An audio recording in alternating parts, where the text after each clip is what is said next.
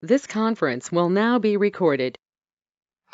Okay, so good morning all and welcome back to the session. This is Big Data Masters program.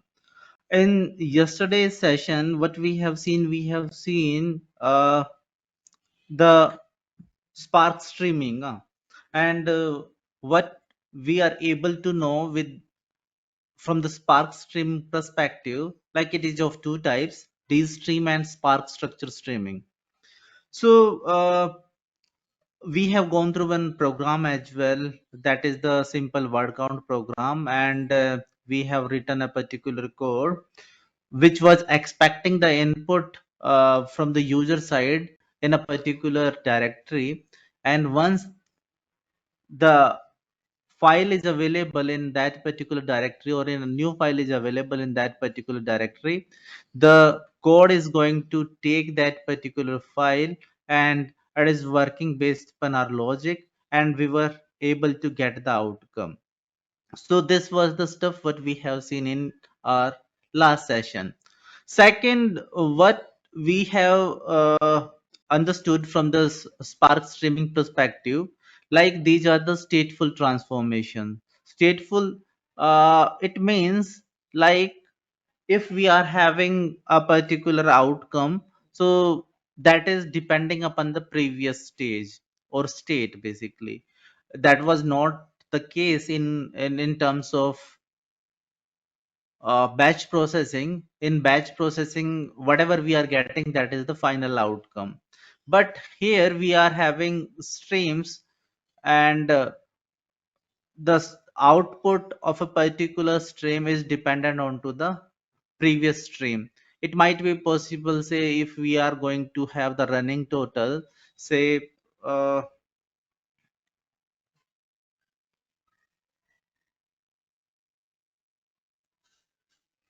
say if we want to calculate the running total,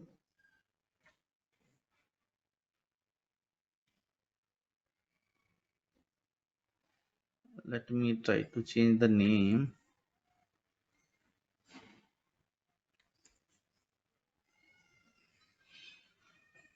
Say if we want to calculate the running total,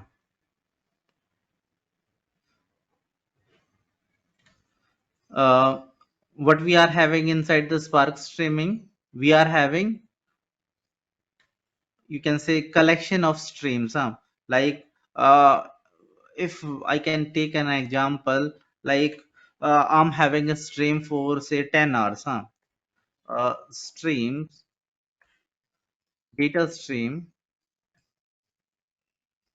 for 10 hours.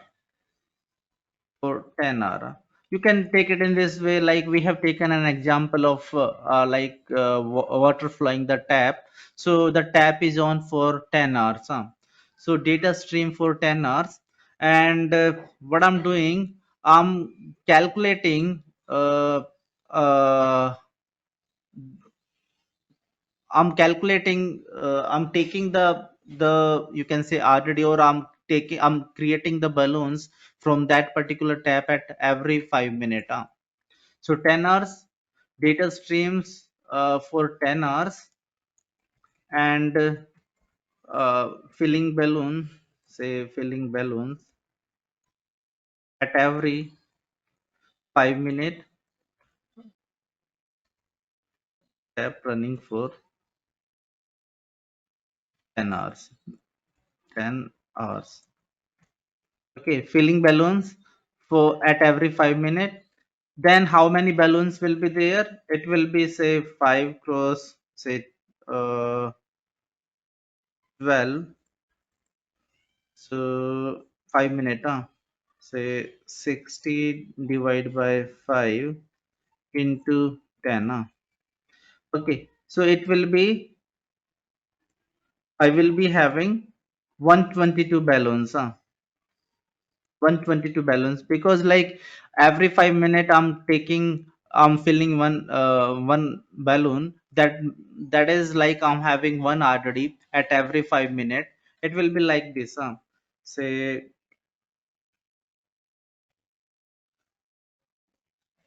say data stream, and and it is looking like this.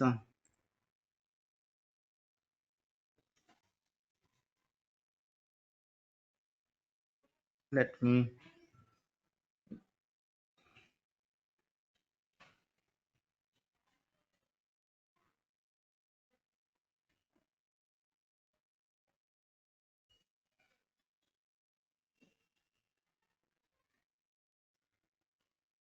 Hmm.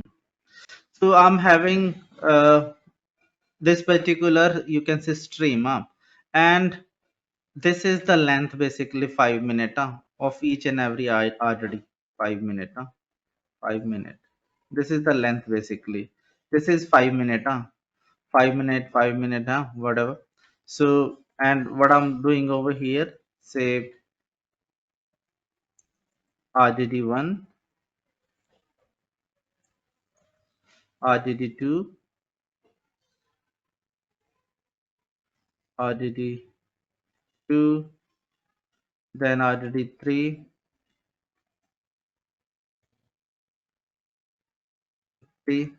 In this particular way, I will be having RDDs from this particular data. Okay, RDD1, RDD2, RDD3, and RDD say 120th. So in this particular way, I will be having say RDD 120. Okay, so what I want to say over here, the tap was running for 10 hours, and I'm filling the balloon at every 5 minutes, and it means like I will be having in total 120 balloons. 120 balloons. So 120 balloons, that is denoting, this is, you can say, nothing but the the sequence of RDs, sequence of balloons, or stream is nothing but, this stream is nothing but, this stream over here is nothing but sequence of RDs. Okay, sequence of RDs. So with the help of these particular RDs, I'm going to do the calculation, and I'm going to work based upon my logic onto each and every RD, and I'm going to take, I will be able to calculate the outcome. Now there are certain things, say over here what we are able to get, like we are filling the balloons at every 5 minutes, then who is going to decide this 5 minute interval, this is uh, decided by us only. Like we can have this particular duration to 5 minute, 10 minute, 1 minute, 1 second, this is dependent of, decided by us, we can decide this particular duration, and this is known as batch interval. Batch interval, batch interval. Okay, the length of artery decided by us, and it is known as batch interval. Okay, so batch interval, like say at every 5 minutes, we are going to create a particular RD. Now, what I have mentioned with respect to the stateful transformation, so this is RDD1, RDD2, RDD3, okay, and like say first RDD came, and the sum of the elements which was there inside the first RDD, say it was 5. Now the second RDD is coming, and the sum of second RDD element is 4. Then outcome will be 9. Okay, this we have seen with respect to our frequency or word count program. Okay, whatever we are entering, it is going to take the reference from the previous execution, and based upon the new input, it is going to add the previous one to the new, and then I am getting the final outcome. So 5, say if we are having 3 from the RDD3 perspective, so it will be say 12, or running total will be 12. In the same fashion, I will be able to do the calculation of each and every RD, and I will be able to calculate for this particular data stream which was running for 10 hours. Ideally, like the stream is running continuously, it is not like say limited for 10 hours, but for the understanding perspective, I have taken this particular example. This is nothing but like the RDDs, the this stream or Spark streaming data frame or uh, RDDs are stateful transformation, because over here we are depending on to the previous state. This particular outcome is depending upon this particular output is depending upon this. So in this particular way, we can say these are the stateful transformation, and over here the length of this particular RDD is nothing but decided by us, and that is known as batch interval. Now that is fine with respect to the Spark streaming perspective, like we have seen and we have gone through with an example as well. And I have given you one assignment. I didn't get any input from any one of you. Um, have you tried that particular assignment? Have you tried? All of you, have you tried that particular assignment? The expectation was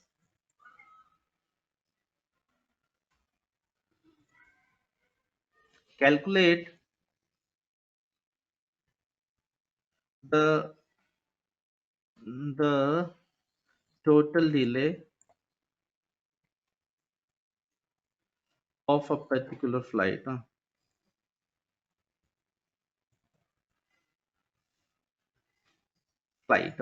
This was the expectation from that particular program. Like initially we will be having one file. Based upon that we are going to calculate the delay, then we are going to create multiple copies of that particular file or paste multiple copies of that particular file inside that particular path, and then we will be able to get the running total basically. Like say if one flight is having a delay that is 120 say seconds or minutes previously, and now it is having say 80 minute more delay. Say you can take it in this way, like we are having the stats of say 11th hour. 11th hour, we collected certain data with respect to flights, and each and every flight is having certain delay. Then at 12th hour we are getting another data, like the flight which landed at 12th hour, and then we are having certain data with respect to delay for the flights which has been landed at 12th hour. So that particular delay will be, you can say, added up the previous delay. Okay, and then I will be able to get the running total, or in a particular day or month I will be able to do the calculation of the total delay of a particular flight.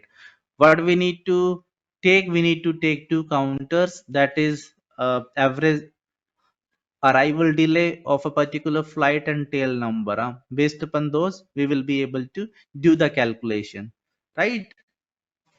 Have you tried, have you tried to calculate the total delay?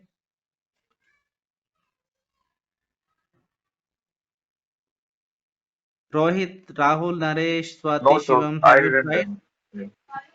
Mm-hmm. No, I didn't get. I have never looked at. What you want to say?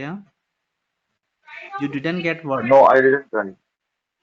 No, You I didn't didn't try, try. No. Okay, Yeah. Rahul, Naresh,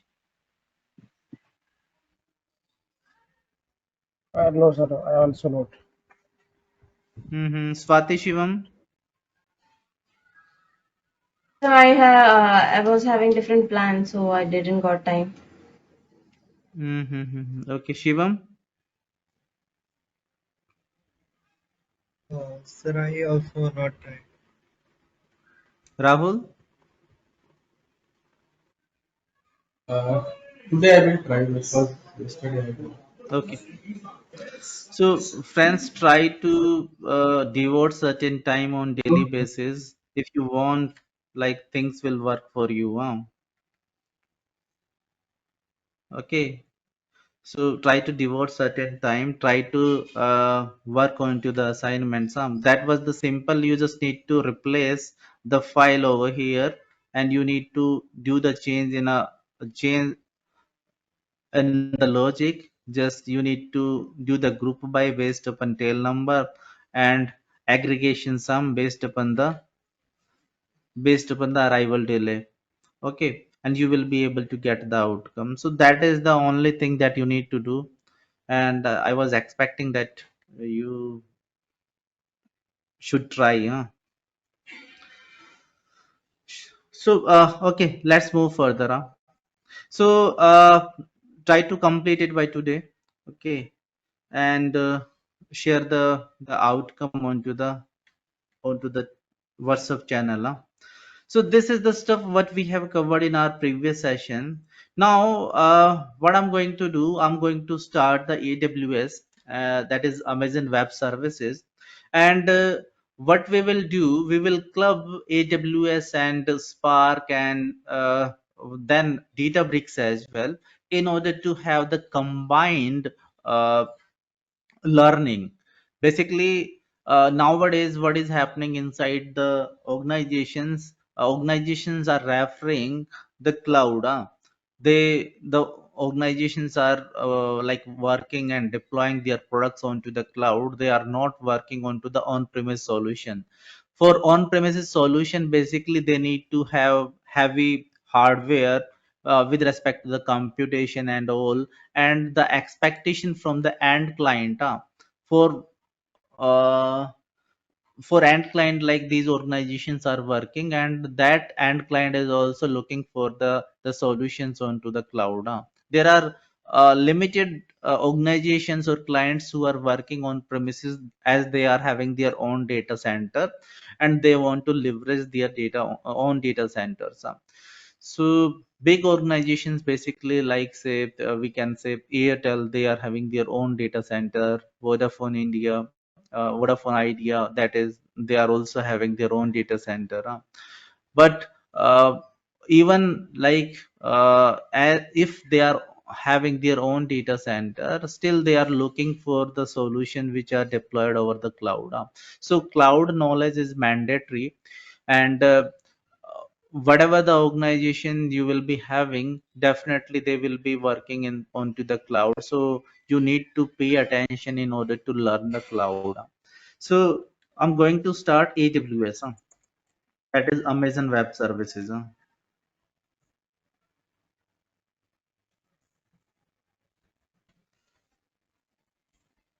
Amazon Web Services.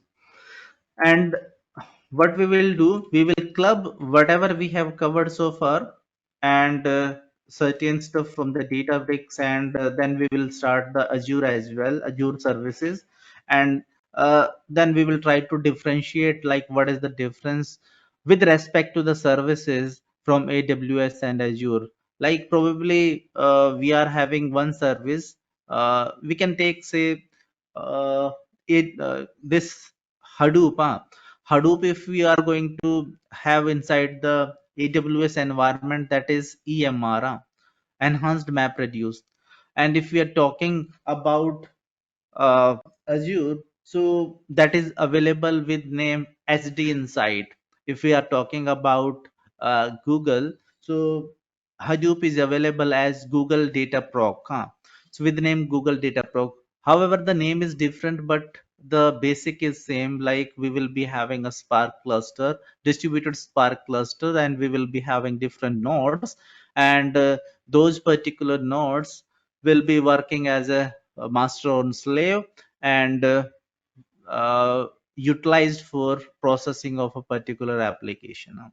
So once we are having say AWS, the basic, very basic unit from the AWS, or you can say cloud perspective, we are having one keyword, that is virtual machine.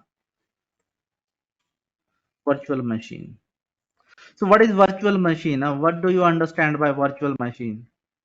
Anyone who can describe about the virtual machine?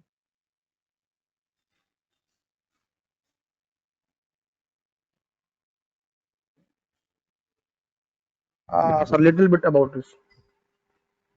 Whatever you know, just explain.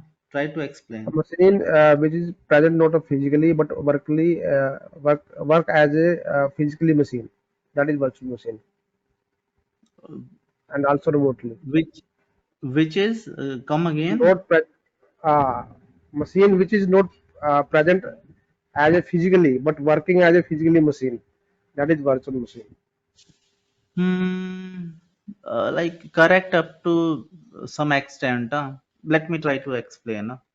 So, say we are having one machine with high configuration. Say we are having a machine with 32 core and 128 GB RAM and say 4 TB hard disk, HDD or SSD, whatever. So we are having a huge machine or a machine with heavy configuration, having a machine with high or you can say big config.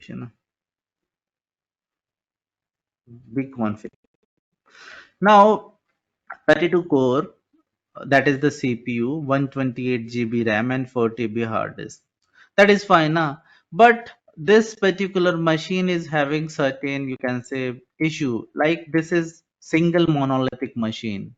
Single, it is working in monolithic fashion, fashion. No parallelism will be there.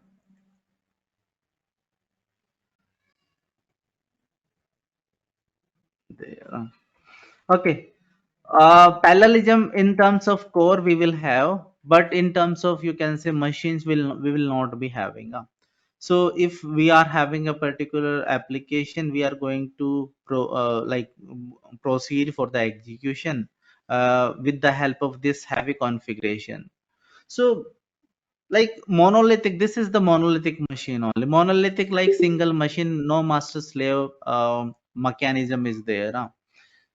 So a monolithic machine and like the application which is running in this particular machine, the application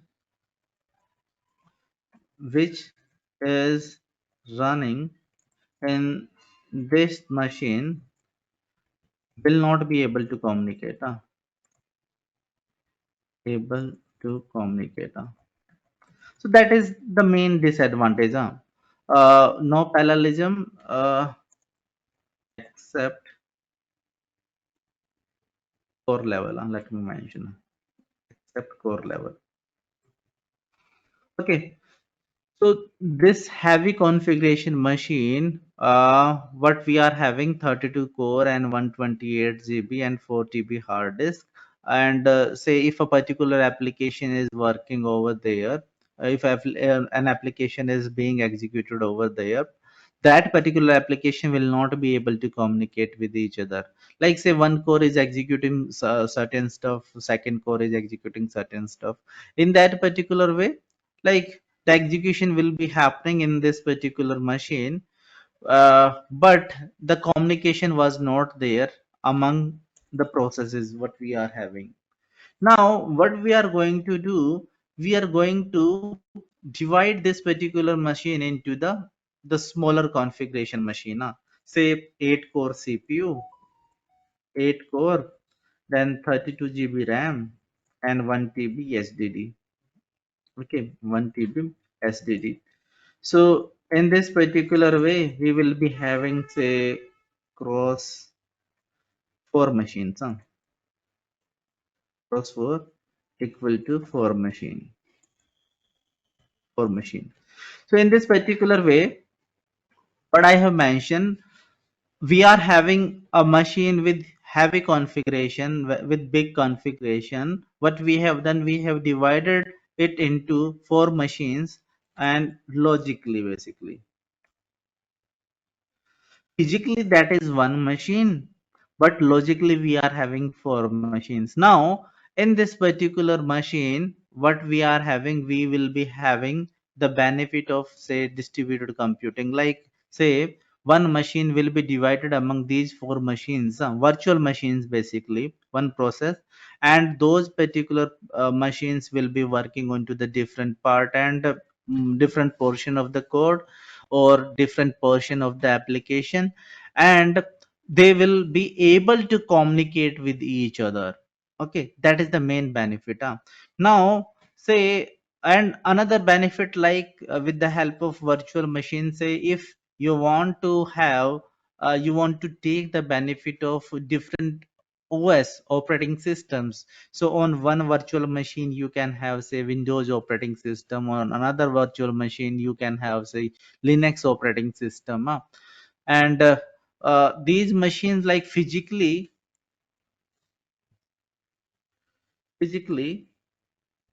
that will be a single machine, but logically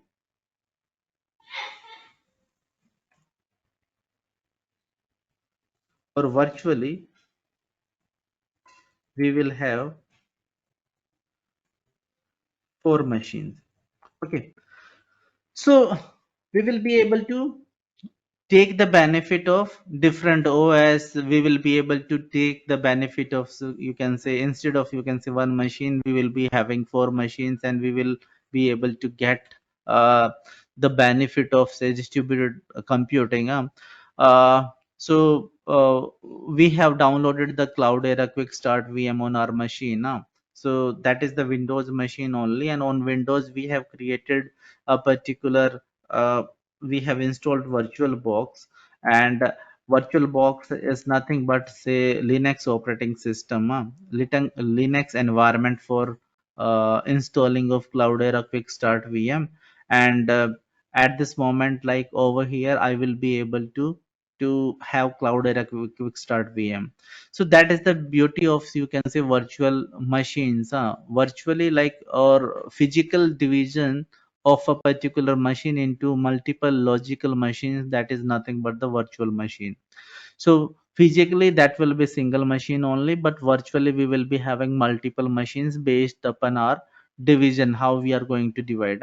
And over here, what we have done, like, based upon the resources, say, we have given, say, 12 GB RAM to this particular Cloudera Quick Start VM, then display and all the storage and all, so in this particular way, what we are having, we are able to take the benefit of distributed computing. And then we have installed Hadoop, and like, physically one machine, but virtually, like, it was acting as we are able to, you can say, have the Hadoop environment. And if we want, we can further divide that particular machine logically, instead of, say, one node to three node, and we will be able to get the functionality, so that is the benefit of, you can say, virtual machine. Basically, like, we will be having the benefit of distributed computing over here. Like, instead of, you can say, one monolithic machine, we will be having multiple virtual machines. Second thing, like, the processes will be able to communicate with each other. And third, like, the benefit, like, we will be able to take the benefit of different operating systems, like, we are not limited to single operating system. With the help of virtual machines, we will be able to have different operating system. We will be having the flavor of different operating systems. Now, if we talk, this is like simple or basic stuff based upon the the virtual machines. Now, whatever we have learned, that is on premises solution.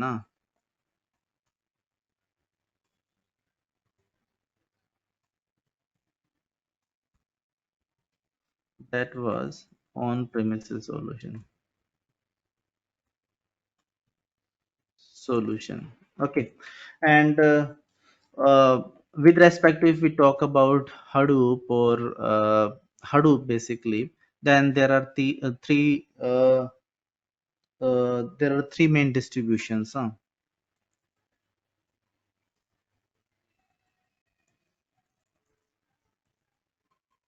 Then there are three main distributions.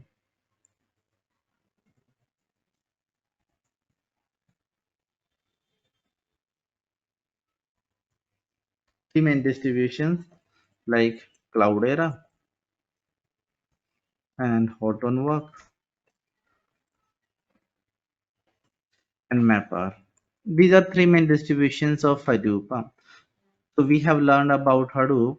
So these are three main distribution of Hadoop. Recently, Hortonworks and Cloudera has been merged together, and they are having say single distribution only, that is named with Cloudera.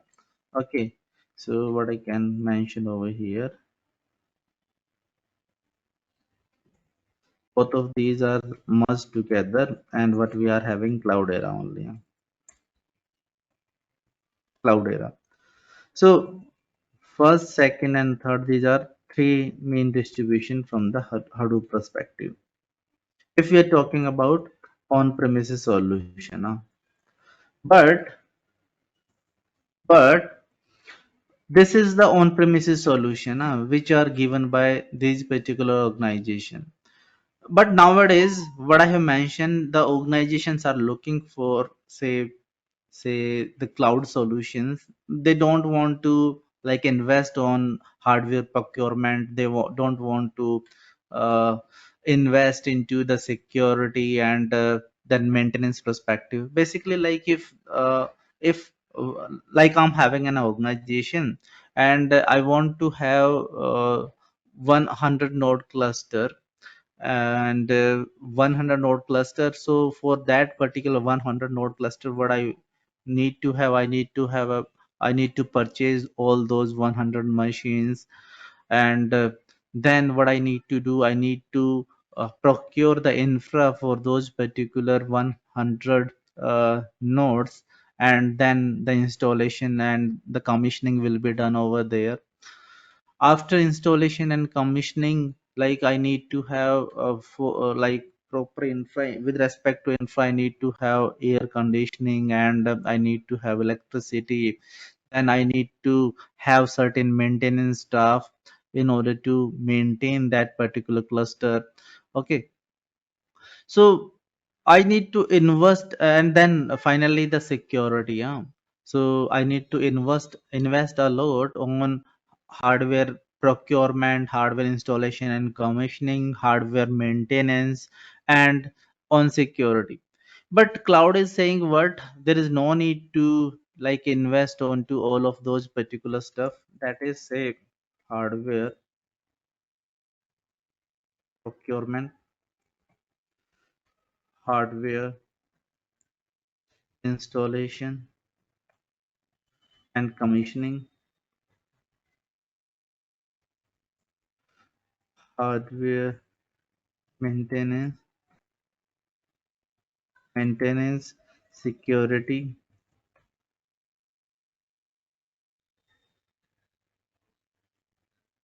security.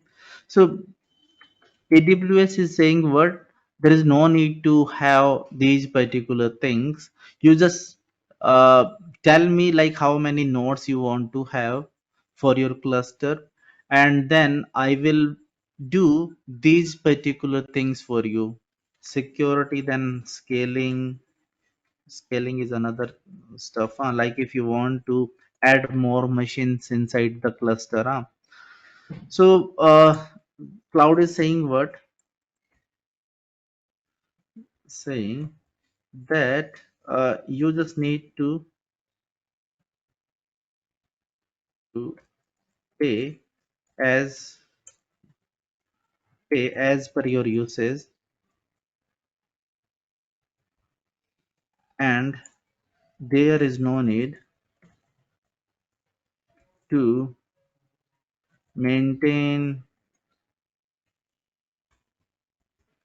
or procure hardware. Okay, so hardware procurement, maintenance, security, scaling, all of those particular things are taken care by cloud only. We just need to pay as per our usage. So that is because of this particular reason, like if I need to have my own cluster, on premises cluster, then I need to uh, invest a lot for the cluster procurement, or you can say the hardware procurement, and setting up the cluster, or having a particular cluster I need to pay a lot. So with the help of, you can say, cloud solutions, we just need to like proceed with a particular framework or procedure basically, and within few minutes I will be having a particular cluster. And once you have utilized, once you have done your operations, then you can switch off or terminate the cluster. And once you are having a terminated cluster, then you are not going to pay a penny for that particular hardware. You just need to pay as per your usage until unless you are using the cluster. Then till then you need to pay. Otherwise there is no, you can say, requirement of payment. Second thing, why the all the organizations are looking for this particular solution now, like all the organization wants to have the solution onto the cloud. Basically, say if I'm living in India and I need to say deploy a particular solution onto US, then what I will be having, I just try to, you can say, deploy, I will try to procure certain hardware with respect to that particular application inside the US region. We are having different regions in AWS, and the same thing is applicable to Azure, IBM, or Google as well. We have divided entire world into different regions. So I just need to procure certain hardware in that particular region, do the installation of the required software, and then I will start, you can say, the deployment. And once the deployment is done, deployment of an application basically, and once it is done, then the customer will be able to use that particular application. So it's very simple, and it is you can say this particular stuff is done within, you can say, very short duration. And what I can mention, say, time saving, time saving as well. So within few clicks I will be having a particular cluster, and then I will be able to deploy my application. So that is the stuff. So previously, what was happening? These particular organizations were providing the Hadoop. Now, what we are having, say, AWS provide, say, EMR, enhanced MapReduce. Azure provide, say, HD Insight, and GCP, that is provide Google Cloud Pro, Google Data Pro.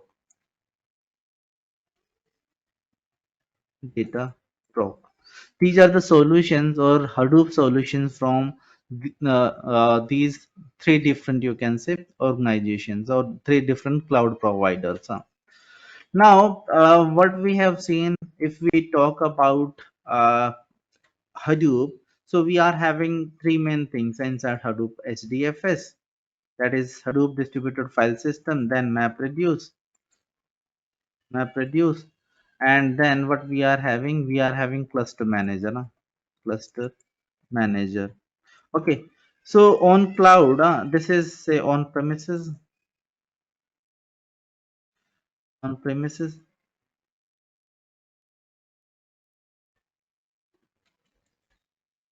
and say on cloud, what is there?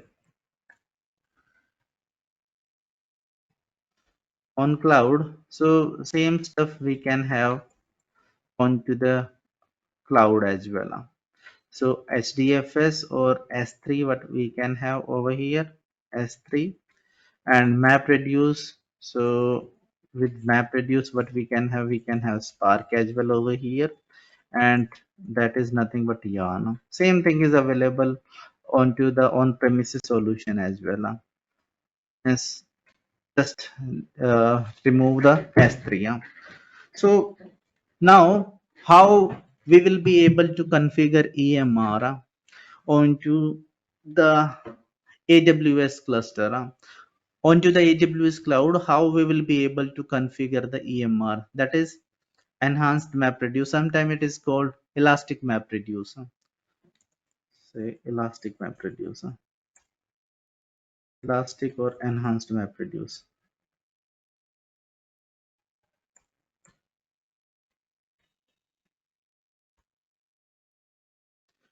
Okay, so if we over here we are having S3 and SDFS. SDFS we know it very well, that is Hadoop distributed file system.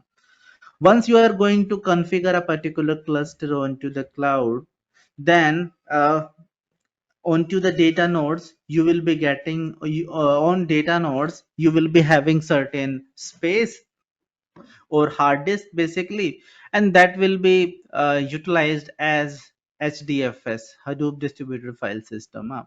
Now say let me mention over here, you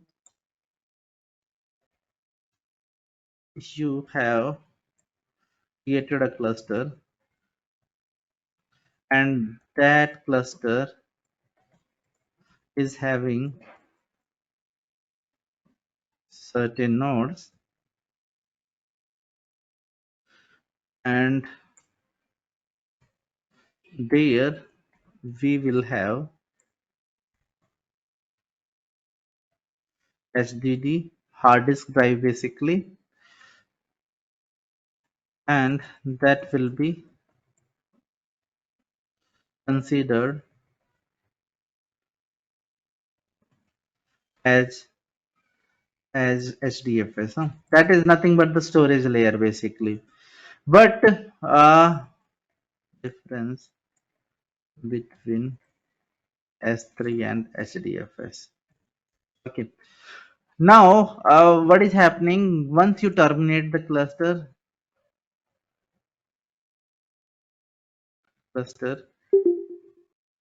the the data, okay, what is happening, say you are having an input, then processing and storing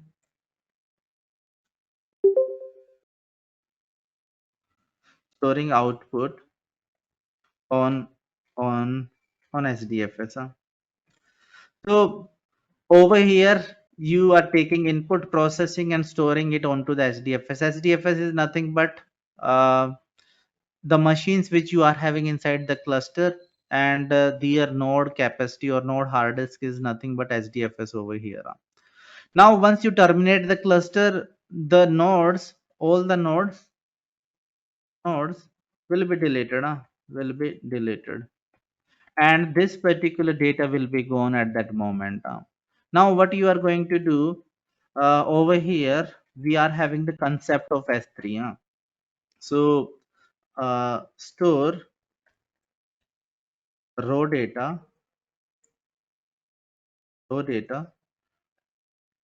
in S3, move it to EMR cluster once required, process it over there,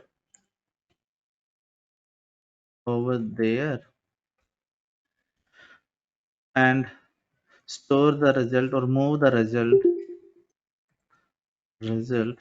to S3. Okay, so this is the process which is being utilized in all or maximum Spark application. Previously, what we were having a particular cluster, and if that particular cluster is deleted, each and everything what is available in that particular cluster will be lost. Now what we are doing, we are storing the raw data in S3, then as and when required we are moving it to the EMR, process it over there and move the result to the S3. And if we are going to terminate the cluster, we will be having input, raw input and output. So no need to worry at that moment, as we will be having the result information. We can then terminate the the cluster and use the result from S3. Okay, so we will be This conference will now be recorded. okay. So good morning all and welcome back to the session. This is Big Data Masters program and we are going through with distributed processing with PySpark. In the previous session, we have gone through with certain aspects like how the data processing is being done once we are talking about Spark streaming. And an overview has been covered at that moment with respect to Spark streaming. And then we have started AWS. From the AWS side, that is nothing but the cloud environment. And we have gone through with virtual machine. Virtual machines are nothing but once we are going to divide the capacity into multiple logical machines and only one physical machine is persisting, what we can say at that moment we are having virtualization of that particular physical machine. At that moment we will be having multiple machines. Those are not physically present but logically existing with respect to virtualization. That's what we have seen, and we have started the EMR, that was nothing but enhanced map reduce. And this is the way how we can be able to utilize Spark onto AWS. So let's move further and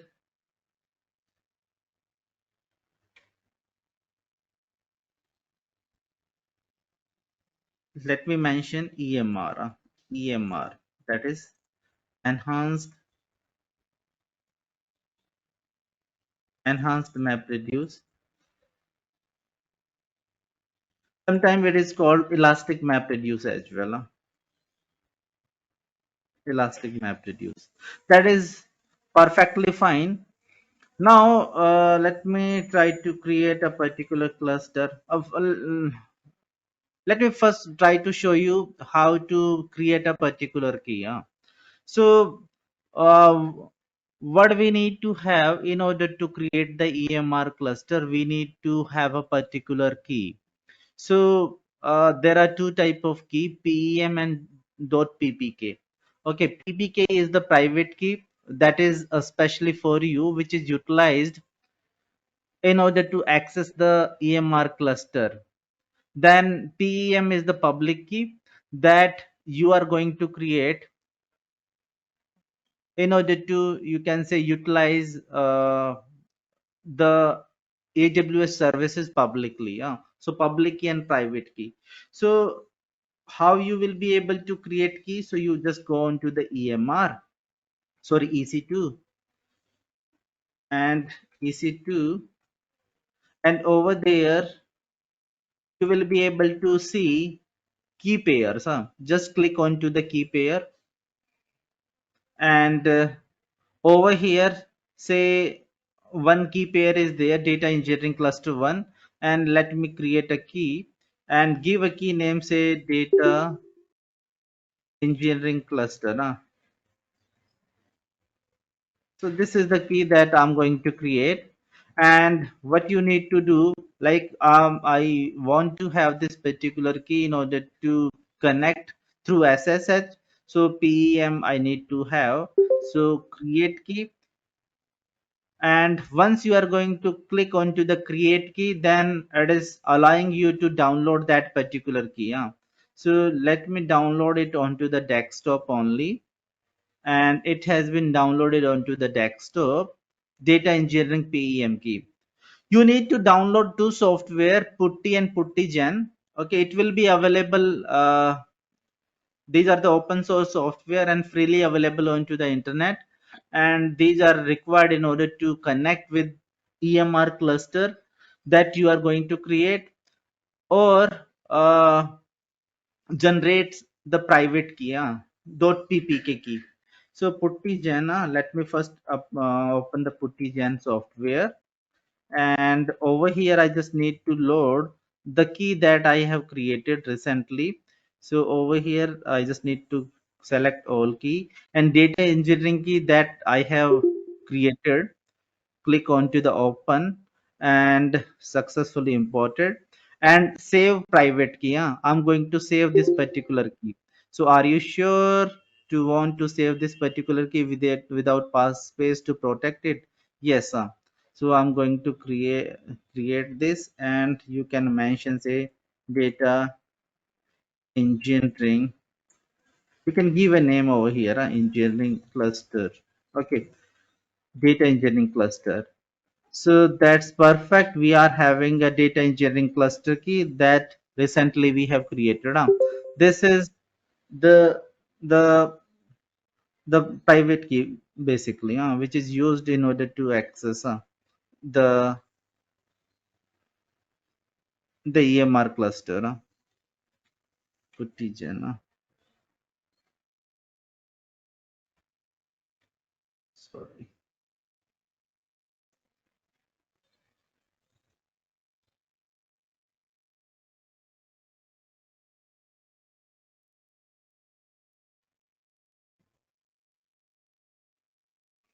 Okay, that will be the private key basically. That PPK what we have created. This is the key that we have created. Now let me write down the steps. So creation of public key and creation of private key. So how you are going to create public key? Open EC2, go into the key pair,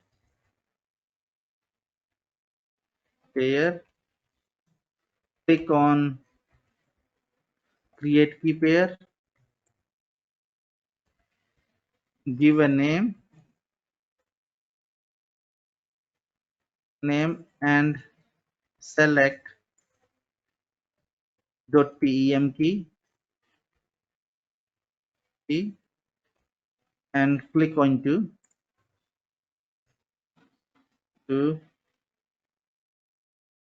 create key pair. Once you are going to create, uh, once you click, then a key pair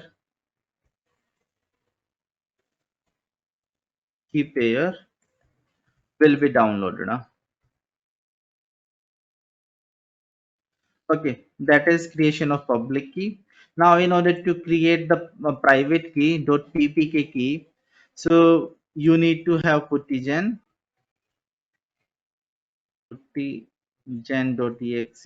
software, puttigen software or utility basically, utility, open puttigen, load generated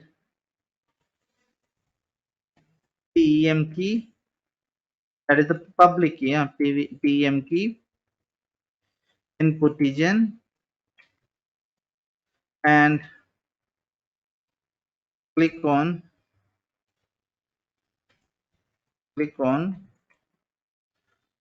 generate PPK key by selecting RSA option.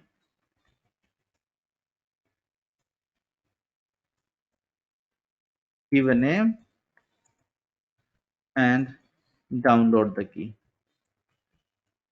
Okay, so these are the steps in order to create public key and private key, which are utilized. Public key will be utilized to create the cluster. This particular key will be utilized to create the cluster, and private key will be utilized to access the cluster from putty. We will see. This conference will now be recorded. Okay, so good morning all and welcome back to the session. This is Big Data Masters program, and we are going through with distributed computing with pyspark. Now Yesterday, what we have seen, we were trying to create the EMR cluster. It was created, and there was certain issue in order to read the data from the S3.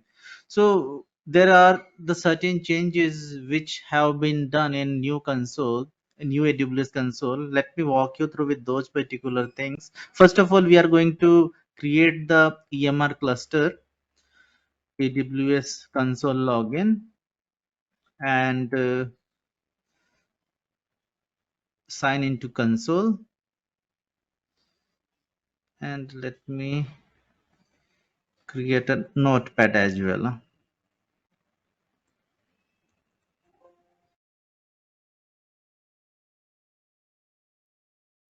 Merge, 23 and 24 I'm going to merge, and I will be providing cumulative stuff into the day 25.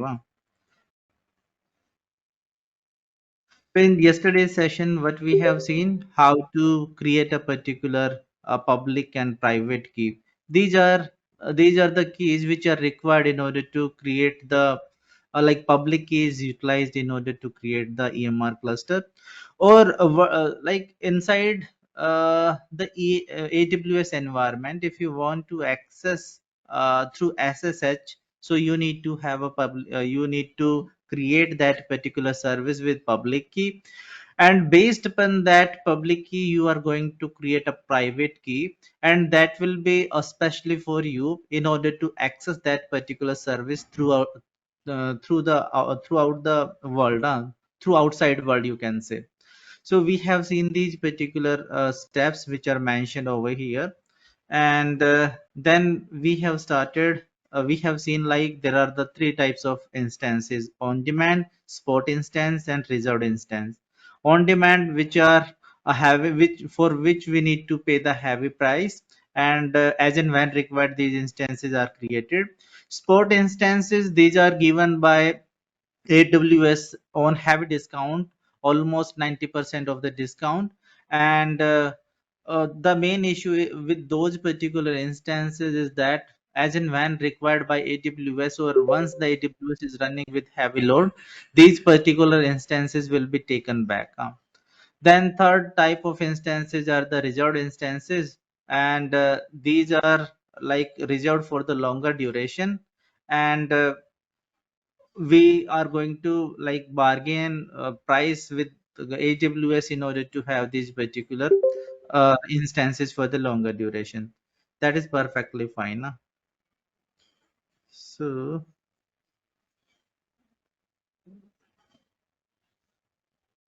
oh, I haven't shared my screen, right? My mistake. Okay, so these particular things we have seen in our previous session. Now, let me move further with respect to the AWS EMR creation. That is a service from the AWS side. And let me first try to log in, and after login we will see. So once we are going to log in onto the AWS environment, it is going to route us towards the console home, and over here we will be able to see the services which we have recently used. Then if you want to see all the services from the AWS side, just click onto the view, and over here you are able to see the services with respect to categories.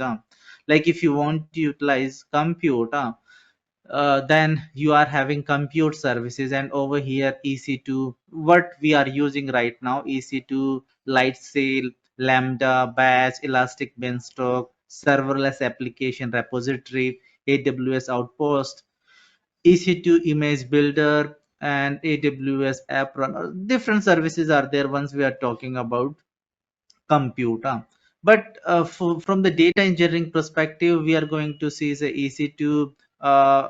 Sometimes we are going to use Elastic Beanstalk as well. Lambda is utilized in data engineering. So more or less like these 3 to 4 services are, you can say, utilized from the from the data engineering perspective. Then container, like right now entire organizations or entire industry is moving towards the containerization. So elastic container registry, ECS, is nothing but like container registry from the AWS side. And we are having Kubernetes variation as well. That is Elastic Kubernetes Service. That is like Kubernetes service from the AWS. Redshift, OpenShift services on AWS. So these are the container. If we are talking about storage, different storages are there: S3, EFS, FSX, S3 Glacier, Storage Gateway, AWS backups, AWS Elastic Disaster Recovery.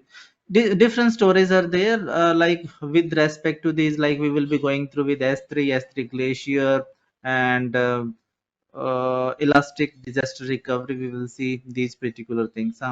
Database, RDS is there, elastic cache is there, Neptune is there, uh, uh, Amazon QLDB is there, DynamoDB is there. So from the database perspective, we will be going through with RDS and DynamoDB. So these particular things we are going to cover. Then migration and transfer, like once you need to transfer on premises to cloud, so certain migration services are there from the cloud side. So AWS Migration Hub, Application Migration Services, AWS Snow Family, AWS Transfer Family. Different things are there once you need to transfer your data to onto the cloud. Then networking and content gateway, VPC, CloudFront, Root S3. So different networking components and deliveries services are there. Then developer tools, CodeStar. If you you are going to develop code into the AWS and you want to have certain services, so X-Ray, Cloud Shell, Cloud9, Cloud Artifact, AWS App Config. Different services are there. So what I want to say over here, like with respect to the different domains, like data engineering, data science, and front end, back end, security.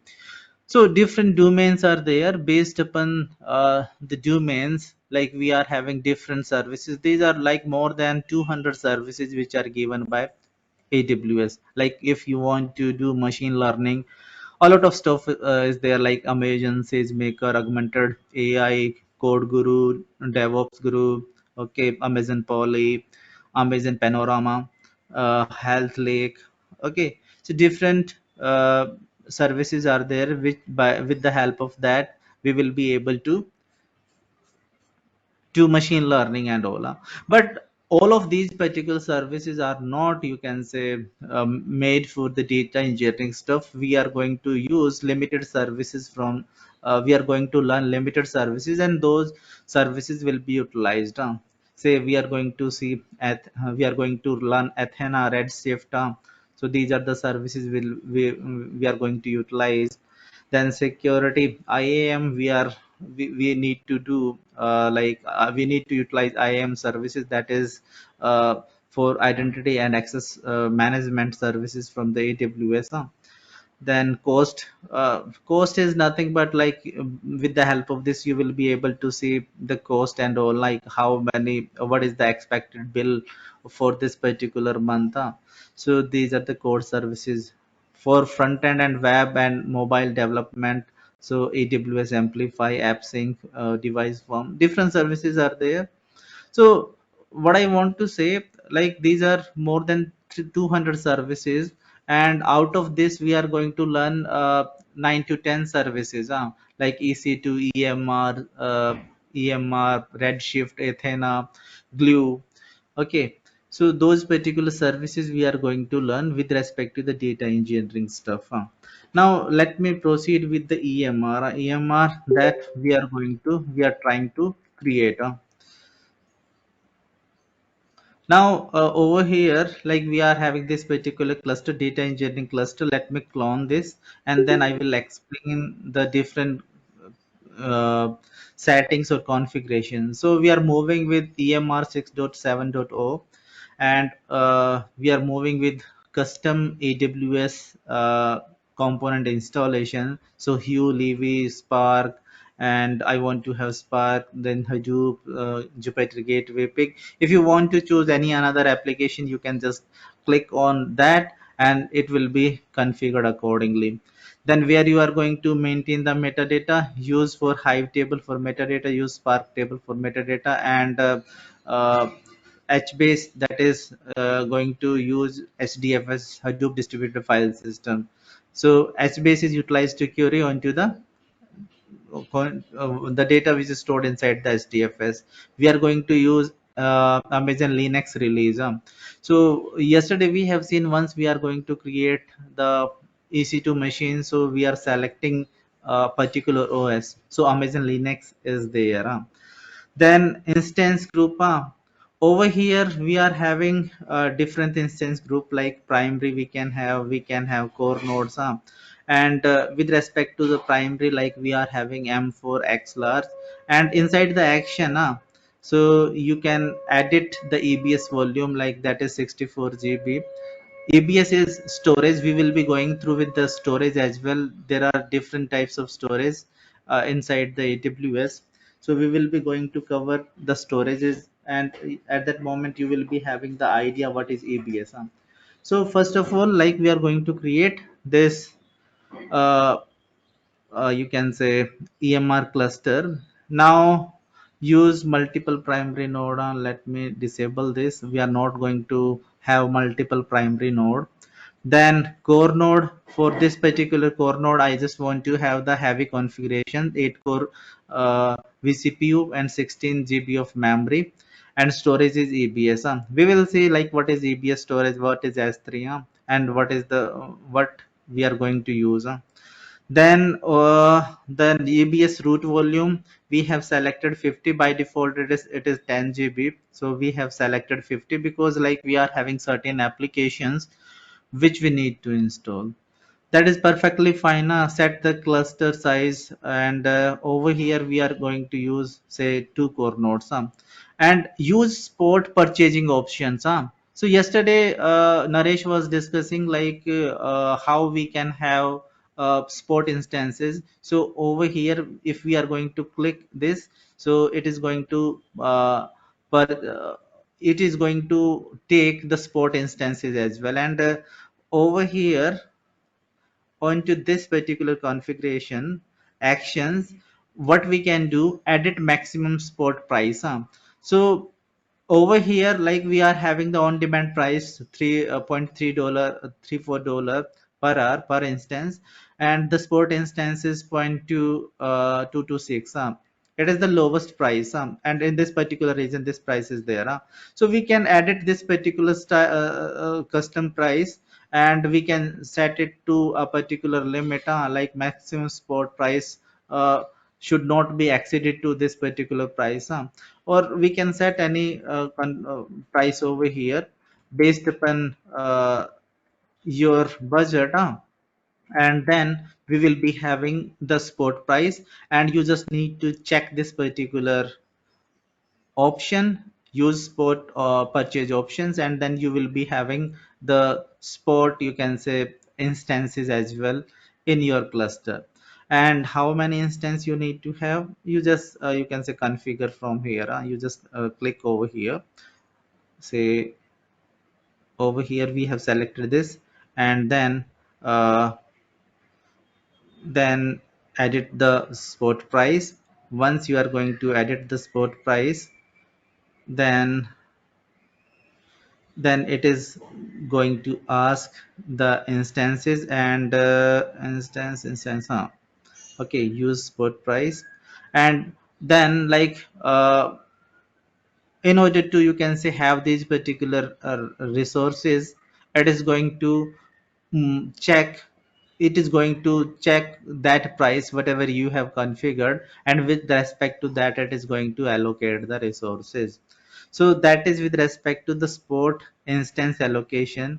Now moving further, we are having VPC. Those are the, you can say, default things we are moving with. Then EC2 group security.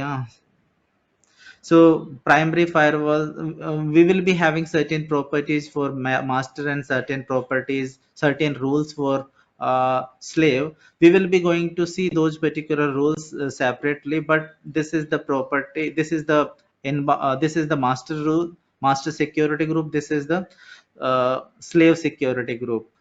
And after this what we are having, cluster termination.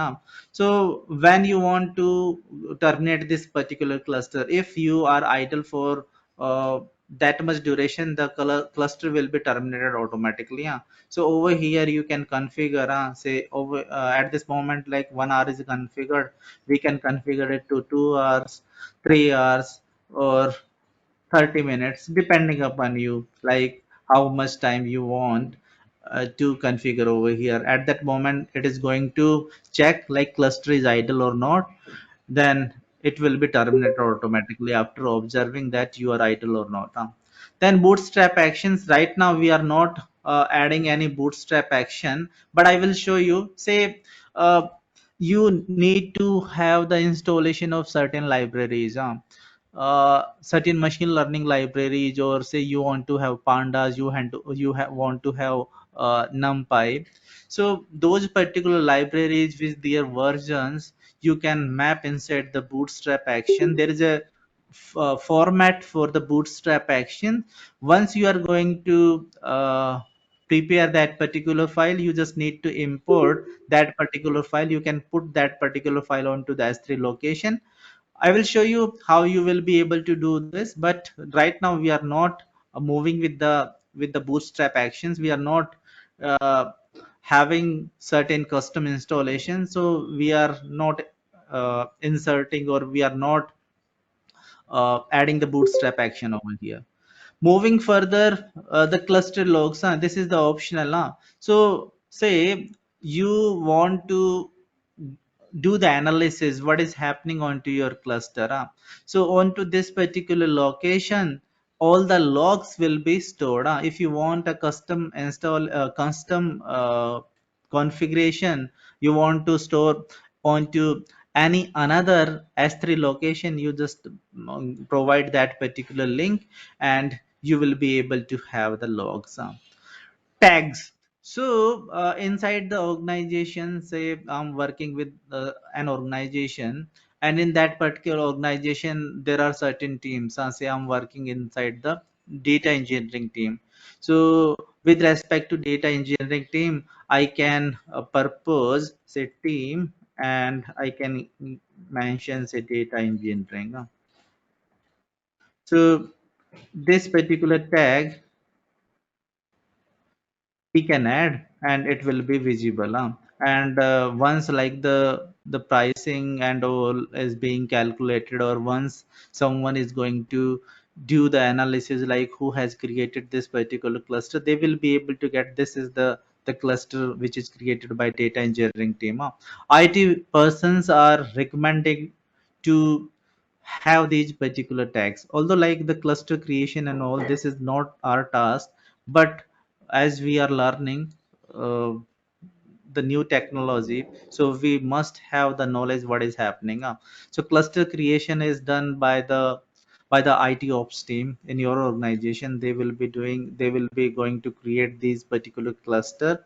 Probably you will not be having the rights to create the cluster, you will be having the rights to monitor, but you must have the understanding how the cluster is being created. Now software settings, then security settings, EC2 key pair, security configuration EC2. So yesterday we have created this particular data engineering cluster one key. I have utilized that particular key and then moved further. Then IAM role, I'm going to use AWS EMR role. I have created this particular role. I will show you this particular role and I will tell you the process how to create this. Then moving further, what we are having, EC2 instance profile for the AWS EMR. So choose an existing instance profile. So we are going to choose instance existing profile. This is the existing profile, and we are going to use. So yesterday what we have done, we have created uh, another profile over here. So this profile that I have deleted. So we have created another profile, and at that moment I have not, you can say, selected. If you just have a look, so if in yesterday what I have done, I have selected this particular option, create an instance profile. Over here it is mentioning say specific S3 buckets or prefix of your account. So it is going to if it is having access to this particular bucket only. If you are writing something or reading something from this bucket, you will be able to read, but all the rest of the buckets you will not be able to read and write. And because of that reason it was happening, we were not able to read. So we are going to use say existing profile, and let me create the cluster. So cluster creation has been started. Okay, it will take 15 to 20 minutes. So meanwhile, so we have created AMR cluster. So sir, we have seen different services or data engineering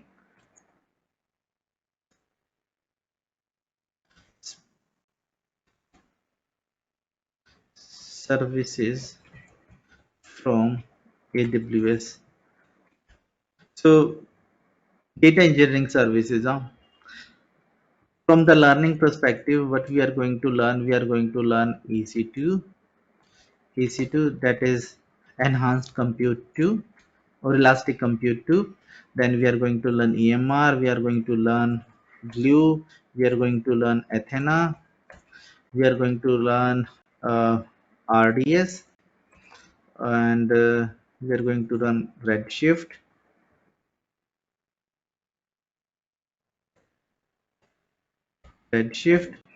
Amazon Redshift. We are going to learn Lambda as well, Amazon Lambda. Then 1, 2, 3, 4, 5, 6, 7, and Athena, Glue, RDS, EMR. So these are the services what we are going to learn for with respect to our learning journey from the AWS side. S3 we can say, S3 is another service, and then certain monitoring services, Cloudtail, and so we will be going to learn these particular services from the AWS side. Right now we are going to learn EMR. EMR is nothing but enhanced map reduce or elastic map reducer. So the cluster creation is being done.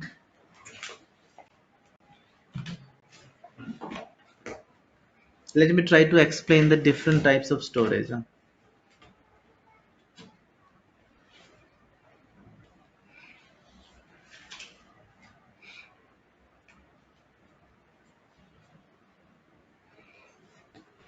Okay, so instance type we have seen, these are the sport instance, reserved instance, and uh, on demand instance.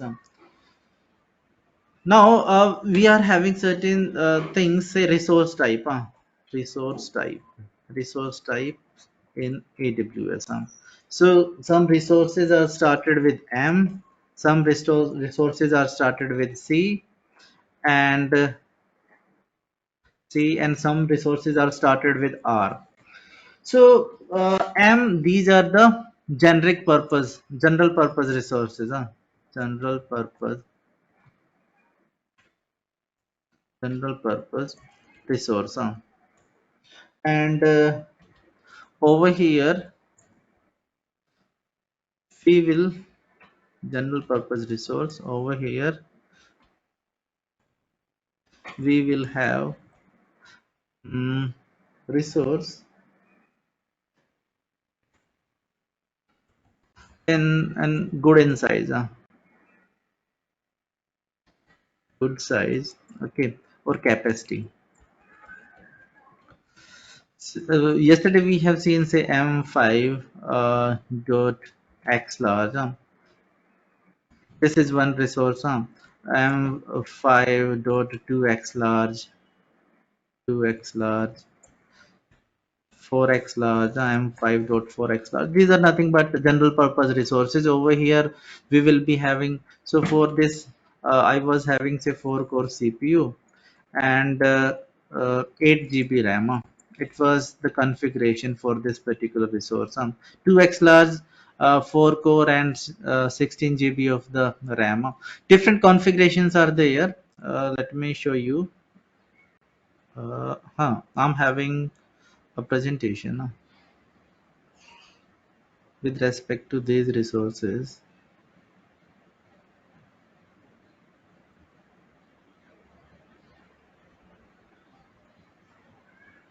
So just have a look onto the resource list what we are having.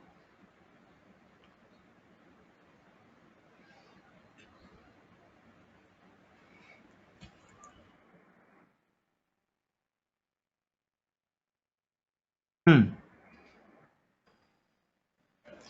So if you're able to see M4, M5, M5A, M5A, M5AD, these are nothing but general purpose resources. And T2, T3, T3A, T4G, these are also general purpose resources. Then once we are having R, now certain more resources has been added in these particular categories. Initially we were having M, C and R. Three categories was there. Now in this R category, X1, X1E, X2GD, G1D, these particular categories has been added. So these are nothing but memory optimized. Now what we can say,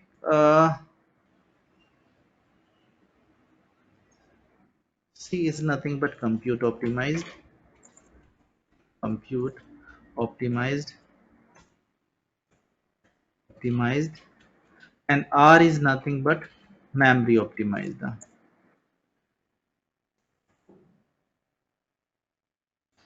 Memory optimized. So compute optimized, over here we will be having high number of cores. More cores are available over here, and the main thing is to provide you more computational capacity.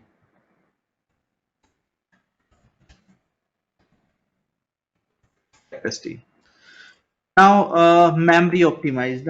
Over here what we are having, we will be having more memory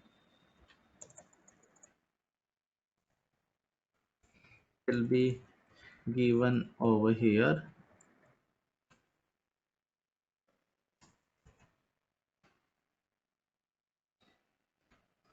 and most of these resource will be higher, and these are required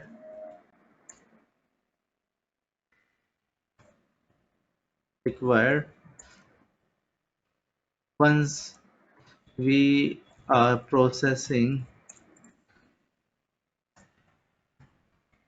inside the memory. Memory or huge memory is required. Okay, so say Spark is processing inside the memory, so we can say like R, we just need to choose the R resource category, and just have a look onto the pricing and rest of the details with respect to the R category. Let me show you AWS console, and over here, say pricing,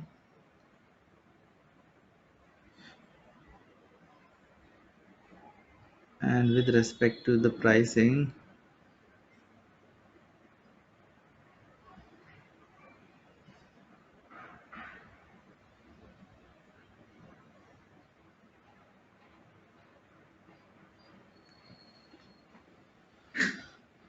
so over here,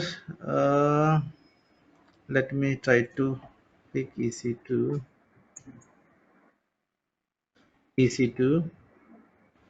and on EC2 we are going to check the pricing for on-demand resources. Okay, and just have a look. Over here, on-demand pricing. So these are the resource type. Just have a look over here. T4, this is the resource category what we are having. T4 nano, this is the price. And just like let me type M. M. So M and M5.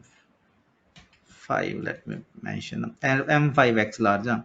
So M5X large, these are the general purpose resources.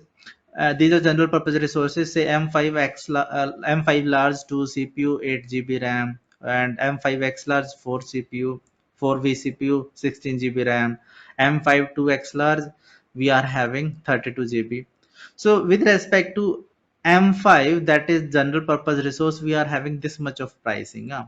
Just have a look onto the C5. C5X large. So C5X large, this is having say 4 core 8 GB, and this is the price. These are the compute specific. We are having more number of cores. Just have a look onto the core side. 96 core, 72 cores, 36 core. The cores are heavy over here. Memory is not the too much heavy over here. But once we are talking about R5, so just have a look onto this. So memory 3072 GB. 3072 GB, that is you can say huge memory, 768 GB. Okay, so over here, once we are talking about the compute resources, compute optimized, memory optimized, and general purpose resources, we just need to select a particular category based upon our usage. So M is general purpose, and C is compute optimized, and R is memory optimized. So once we are say working with Spark, then definitely, and we are having huge memory computation, then definitely we should proceed with the R type of resources. C type, once we need to have the heavy computation. Sometimes like once we are applying machine learning algorithms, at that moment heavy computation is there. At that moment, what we need to do, we need to proceed for the compute optimized resources. So in my project, what has happened, I was working on a machine learning algorithm, but what that particular algorithm was doing, say initially I was having 208 columns.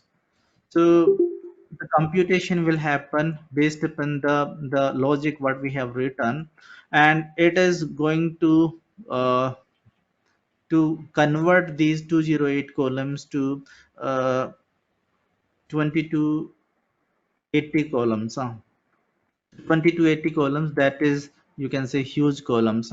And based upon these particular columns, a ML algorithm will be applied, and that ML algorithm will be requiring a huge memory and huge computation capacity. So at that moment, like we just moved with say memory optimized with heavy number of cores. So this can be the case in your organization as well, in your future organization. So depending upon the logic what we have written, the expected outcome, or the time that is taken by your code, so all of these particular things are going to decide the capacity or the configuration of the cluster. So these are the different resource types what we are having. Now let me check about the cluster what we have created, and it is in working waiting state. So cluster is up and running, and just have a look. It is in waiting state. We are able to connect to the we are able to create the cluster. Now in this particular cluster, this is the new console. In previous, in old console, we are having the different view, but let me try to go let me walk you through with the new view, new console. And and old console is not mandatory and not, you can say, good to cover as well. Okay, so over here we are having certain properties. What we have mentioned, we have selected the Amazon Linux release. This is the Amazon Linux release version. Then for cluster logs, this is the location where the logs will be saved. Whatever I'm doing onto this particular cluster, the logs will be saved onto this. Say you have terminated this particular cluster. What is happening inside the organization? Say you are not able to run your code, you are getting certain errors. So you are going to create a ticket.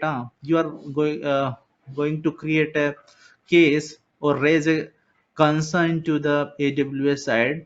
Then AWS team will ask you like where you have saved your logs, with respect to your logs and your cluster ID. This is the cluster ID basically. Cluster ID. Huh. So this is the cluster ID. So this particular cluster ID will be asked by them, and based upon that, they will be going to do the analysis. Now, application. These are the application what we have installed inside this particular EMR cluster. And termination, added termination, cluster termination. So you can edit this particular configuration. Okay, termination option, automatically terminate after idle time, or termination production turned off. So you can edit the termination production, you can turn it on. So what will happen if by mistakenly someone is going to someone is someone clicked on to the terminate, then it will raise a message, are you sure to terminate the cluster, or the termination production is on? First of all, first you need to off the termination production, and then you will be able to terminate the cluster. So this is with respect to the termination production. Now network, this is the virtual private cloud, and this is the subnet. And configuration, this is the EC2 key pair what we have used. And permission, AWS EMR role we have used. I will show you how to create the EMR role. Then primary node. Over here we are having primary EMR managed security group for master, on and EMR managed security group for slave. Core nodes or task node, these are the slave machines, and this is the master. We will see how to change these properties as well. So let me click onto this, and it will route me to the security groups. Okay, so this is the security group for master, elastic MapReduce master. And over here we are having certain rules, inbound rules and outbound rules.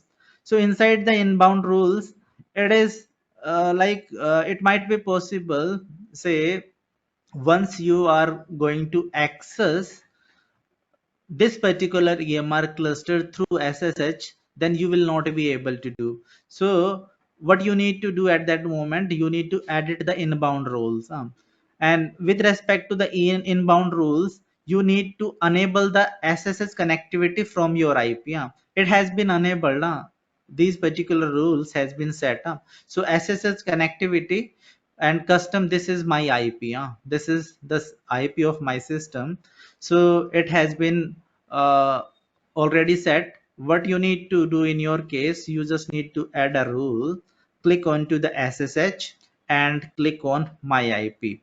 Okay, it is going to take your IP, and then you will be able to connect it through SSH. That is perfectly fine now. So in the same way, we will be having the rules for slave. Let me show you. So you just need to click onto the master, sorry, slave machine, core node or task node security group, and same we will be able to see over here, inbound rules and outbound rules. So outbound rules, it will, like, what is the meaning of this, inbound rules and outbound rules? Say you are having an EMR cluster, EMR cluster. So this is input from the EMR cluster, and this is input to the EMR cluster. Input, input, and output. Output. So what is the meaning? Say it is, these are the certain security groups which are allowing you to access this particular EMR cluster. If in the organization they are going to disable these particular inputs, say from the outside world, nobody will be able to connect to the EMR. Those who are having the rights, okay, the port number or the IP from where we are going to expect the output or accept the input, we will be those particular persons will be able to connect to the EMR cluster. Rest of the persons will not be able to connect. Input is nothing but, say this, I am sitting over here and I want to connect to EMR in order to process something, and then I want to take output. For output, like, it is mentioning, say if I'm having certain output, so no certain rule is mentioned over here, all traffic and protocol all, and it is having, say we will be able to access each and everything from this particular cluster. So these particular rules are there, so it is like, if we are having something, we will be able to take it. So all traffic is allowed from the EMR cluster, but over here we have set certain rules, like some people who are having access, although like I have enabled the all traffic over here. Let me show you. All traffic I have enabled in order to access it from my machine, and in order to access the different services. But in real case, these particular things are not, you can say, allowed, and your IT team is going to set these particular properties. And in my organization, if I am not able to access the EMR cluster, then I need to discuss with IT team, and they are going to add these particular ports and all, and then I am able to access. Even in my organization, I'm not able to change the environment variables. So those particular things are done by the IT team only. So we are having the cluster that is up and running. Now let me connect it with Putty. Putty. So we have seen security groups. So if you want to connect it with Putty, then you need to enable SSH. You need to enable TCP IP, TCP, TCP, TCP for, say, IPv4 and IPv6. Okay, these particular three rules you need to check in master and slave in order to connect with putty. So let me open the putty, and over here it is saying, say, connect to the primary node with SSH, using SSH. So over here we are having Windows. So let me connect it with Windows. So those who are having Mac or Linux machine, they need to use this particular option. I'm having Windows, so I'm going to use this particular option now, and I'm going to paste it over here inside the host name. Okay, then I need to click onto the SSH, Inside SSH, I'm having the authentication, and I need to connect with data engineering cluster 1. This is the key what I have generated with the help of .pem key, which was created with the public key which I have created inside the AWS. Let me click open.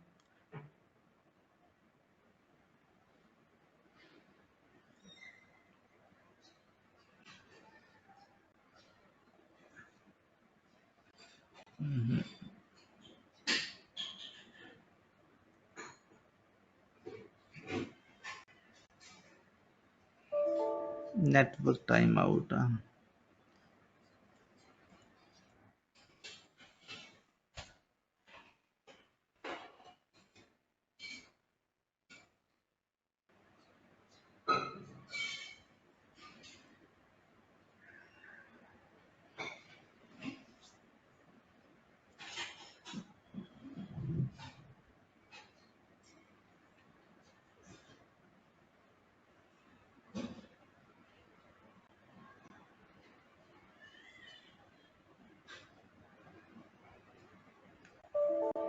Network connection timeout.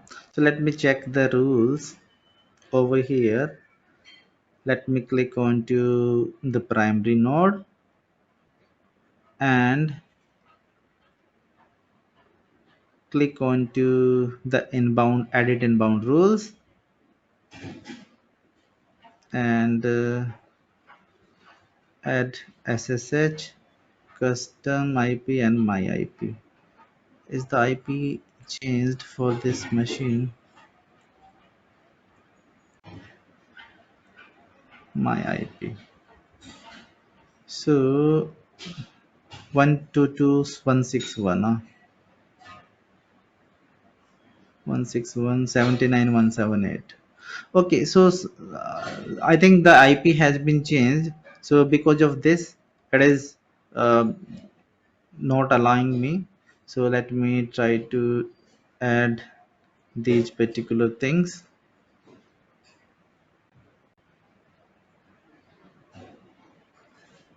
My IP, and let me try to add all traffic from my IP. So these rules I have added. That is perfectly fine. With respect to master, I have changed. Now let me go into the slave side as well.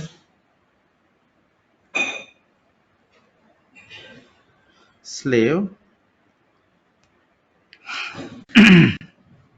and let me click edit inbound rules, and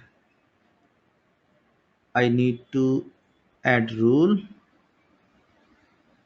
SSH, my IP,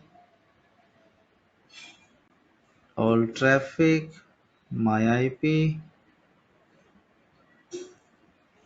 then TCP,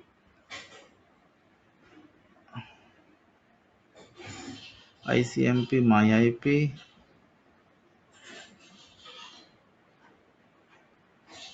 and my IP.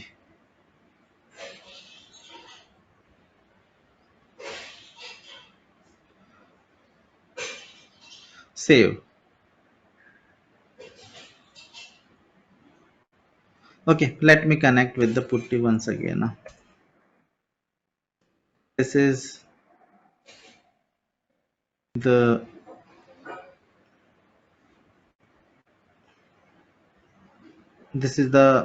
file. Okay, click yes, and now I'm able to connect with EMR. So what I have mentioned, you need to select ICMP and ICMP and all traffic. So you need to set these particular things inside the inbound rule. Then you will be able to read the you will be able to connect the EMR cluster through to the EMR cluster.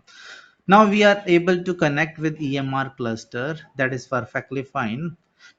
But what is what are the other things inside this particular EMR cluster? So over here, what we have seen, we are able to see these particular properties. Bootstrap actions I have already mentioned, like if you are having certain customized libraries or tools or software application that you want to install, then you just need to click save it onto the S3, and you can import that S3, and that will be added over here. Instances, just have a look onto the instances. So over here we are having primary instance, and this is the the core instances, one primary and two core instances. And yesterday what we have seen, we have resized these particular instances as well. Resize, like initially we were having say one instance, and we have increased to two. So added the scaling option now. So over here you can, right now we are having two instances. If you want to increase or decrease the number of instance, you just need to mention that number over here, and you will be able to increase or decrease the number of instances. You can auto enable this particular property as well, like we are having auto scaling option inside the AWS EMR. So what that auto scaling will do, based upon the load in your cluster, the machines will be added, and it is completely managed by AWS. Auto scaling options, and while cluster creation we are having that particular option. Then steps, over here whatever we are going to do, whatever we are going to execute with this cluster, those particular things will be added as a step over here. We will see that particular thing. Then these are the applications what we are having. Say HBase is there, HDFS name node is there. Just have a look. Let me click onto the HBase. So I have enabled all traffic, so now I'm able to see HBase. So what is the configuration of HBase? HBase is having, say, two nodes. It is having two regions. So you have not gone through with the HBase stuff, but like HBase is having regions. Regions are nothing but, apart from master, one or two masters are there. One master and another is, you can say, the secondary master over there. And then we are having region server are nothing but different nodes. Okay, so if you want to access, say, Spark history server, onto Spark history server is running onto port number 18080. So over here, I have added this particular, I have added all traffic from my IP. So if you don't want all traffic, so you can customize, say, TCP IP with port number 18080. Then you will be able to use Spark UI, and this is running on port 180 180. This is running on 16010. HBase is running 16010, 16010 on port. This HBase is running. Just have a look. We will be able to see all the ports over here. And applications, 9870 HDFS name node is available. 8888 we are having Hue.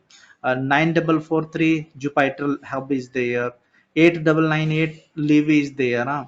8088 Resource Manager is there, and Spark UI we have seen.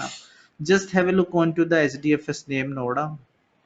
So this is the name node, and inside the utilities we are having logs. And at this time, like we are not having logs and all. So with respect to the name node, we are having this much of configuration. Say uh, say this is the total, you can say, disk file system used, non DFS used, then blocked, block pool, live nodes. These are that is about, you can say, about the core nodes. Cluster is having two data nodes, basically what you can say in terms of HDFS, Hadoop basically. So two core nodes are there, and with respect to the core nodes, two core nodes are there. This is the total disk capacity, this is used capacity and remaining capacity. So these are nothing but configuration which is given by name node. History server, we will be Spark UI, we will be going through with Spark UI in detail, not an issue. But over here inside the Spark, inside the EMR, it is known as history server. And in once like we are using say PyCharm, or we are running Spark onto the local, that is known as Spark UI. This is Spark UI as well. Okay, but over here we will be having the logs of the cluster after the cluster termination. Not onto this particular port, but we will be able to export these particular logs somewhere, and then we will be able to do the analysis. We can export these particular logs of history server to S3, and then we will be able to do the analysis. Now, what we have seen, HBase, SDFS name node, Hue, Jupyter Hub is there, Live is there, SDFS data node, node manager is there, no? And onto these particular ports, we are having these particular, you can say, services configured. These we can say services only, say Spark UI service, resource manager service, Livy service, Jupyter Hub service. Okay, perfect. Now configuration. So with respect to the configuration, say Spark Hive, we are having certain, you can say, classifications. Spark Hive site. These are the properties. Okay, and these are the nodes basically. Inside the nodes, these are the configurations. Like this is the configuration for Spark Hive Metastore. This is the Hive Metastore. Spark and metastore related things we will see in future, and where this particular metadata is maintained inside the glue catalog. We will see, no need to worry. Inside the glue catalog, we are maintaining this particular data. Okay, that is perfectly fine. Cluster configuration. Okay, now we are having this particular EMR. Let me check ls no directory is available, and we will be able to run the Hadoop command over here. So all of you have gone through with the initial sessions where we have gone through with the Hadoop commands. Okay, so almost all the Hadoop commands are will work over here, and you will be able uh, to do the analysis, or you will be able to do the processing over here. And the Spark submit command will be you can submit over here. We will see that particular thing as well, but let me try to start with basics. So let me create a particular directory over here, mkdir, and mkdir, and say the directory name is data engineering. Data engineering.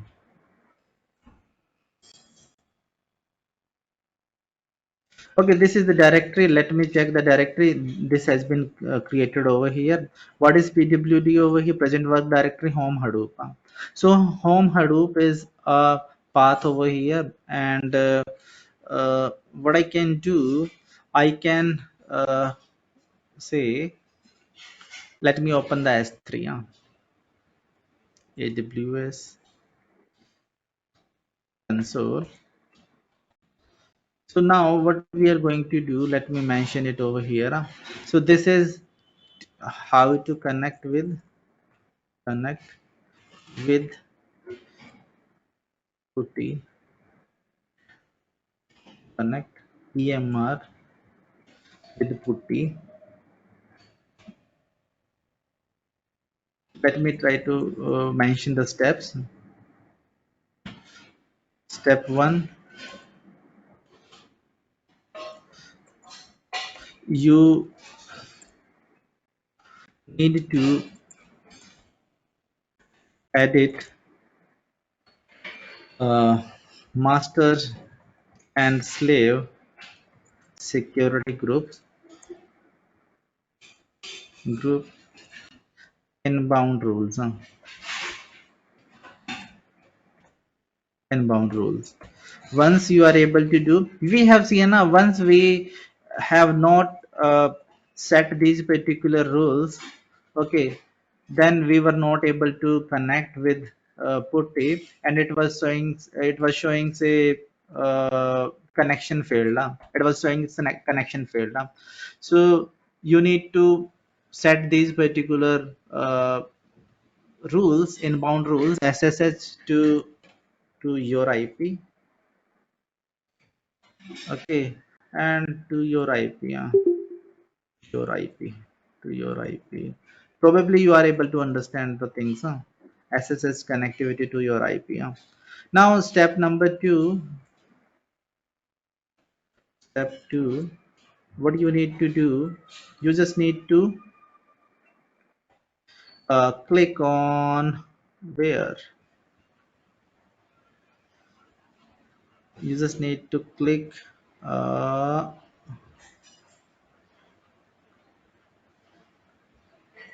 click on EMR cluster,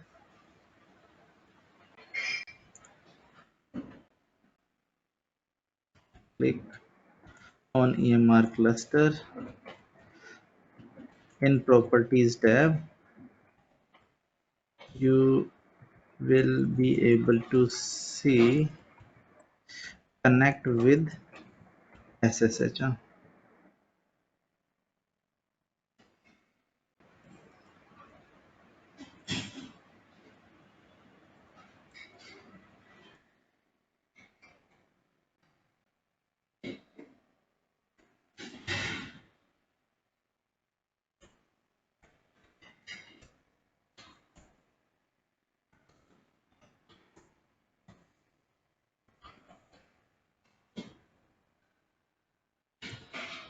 Mention steps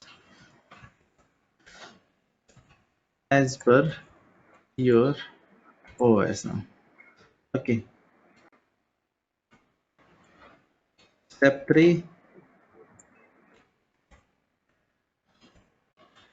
open putty, paste the URL, select the ppk key .ppk key, select the private key, but I can say private key, and click on connect. Okay, you will be able to connect with putty. That is perfectly fine. Now you are able to connect with putty, then creation of a directory. Creation of a directory in putty in EMR with putty. Not putty is not there. Creation of a directory.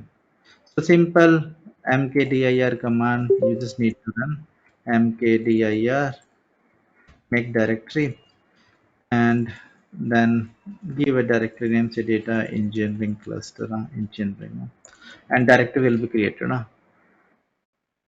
So example, let me mention this example. We are having this particular directory now. Now how to copy a file from S3 to EMR. So what we have seen, AWS S uh, we have seen AWS S3 and CP command is there. So AWS S3, and with respect to CP command, we just need to mention the path. So we are having S3 bucket over here. So let me open S3 bucket over here, and in this particular S3 buckets, we are having say new bucket 1212 boost analytics 2, flight data. This is the bucket, say what we are having, and inside this particular bucket we are having say flight data. And let me copy the URL and paste that particular URL over here. CP. So AWS S3 CP. So I'm moving data from S3 to this particular from S3, and where I'm going to move on to say home, home, home, Hadoop, and this particular directory. I just want to move the the data in this particular directory. Yeah. Let me copy this particular command and paste it over here. Press enter. Okay, so the flight, the data has been moved. Now let me check this particular data. So ls, so cd data engineering cluster ls, and we are having flights small.csv. Okay, so the data has been moved. Now this is the way to move the data from S3 to the EMR cluster. Clear. Let me clear the screen. Perfect. Now we are having this particular code. We are having the data that is available in this particular path. The data is available on this particular path. So test data spark.read, and this is the path where the data is available. Boost Analytics 2. This is the directory. Let me check it onto the S3. Boost Analytics 2. Okay, so this is the data. Yesterday we were trying to do the execution of this particular code, but it was showing certain errors like fatal error, or it was not able to communicate. So because of that particular reason, while the cluster creation in the previous uh, old console, that particular thing was not there. There was no need to select a particular S3 bucket, and then you will be having the access. Those particular options was not available, but in new console these particular options are available. Now what I want to read that particular data with PySpark. So let me try to run PySpark over here. PySpark, and the PySpark will be started over here. And this is the same thing what we have seen in terms of CMD, command prompt. And over here onto the CMD, see if I'm running PySpark. Oh, sorry, spelling mistake. PySpark, and it will start the PySpark over here. Okay, it will take some time, and the PySpark will start. Let me see over here. So over here the Spark session is available, Spark context is available. So there is no need, if I'm executing the code over here, so there is no need to create a Spark session. I will go through with this particular Spark session only, and let me copy this particular code. Test data frame spark.read, and format is CSV. Option header true, infer schema true, mode is permissive, and this is the path from where I'm reading the data. Let me copy this and paste it over here. Okay, over here now. Okay, perfect. So it is going to read this particular data. The process has been started. Just have a look. And same thing I'm trying to do over here. We are having Spark available over here. And let me try to huh.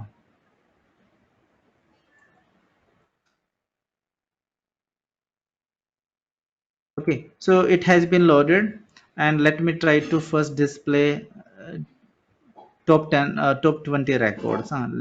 Copy and paste it over here. Perfect.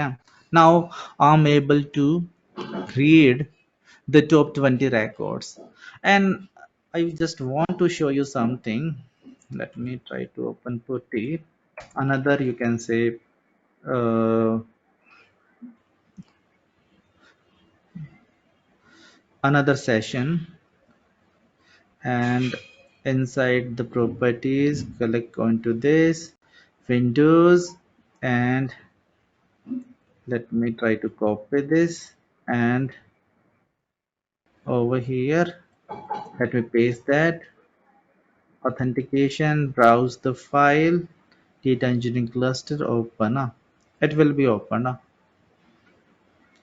Okay, now I just want to check the job. Now over here Jan is the cluster manager. Jan is the cluster manager over here, and I will be able to see the jobs through Jan and application hyphen list. Okay, it is showing me, say, this particular application is running, and let me check it onto the Spark UI as well. Spark UI or Spark history server, what I can say.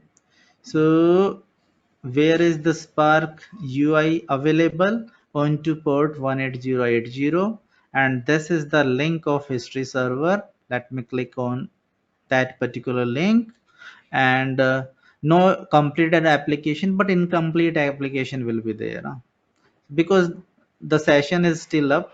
So application 69 application 169, and then 5553756880 and 0001, and that is the same stuff what we are able to see over here.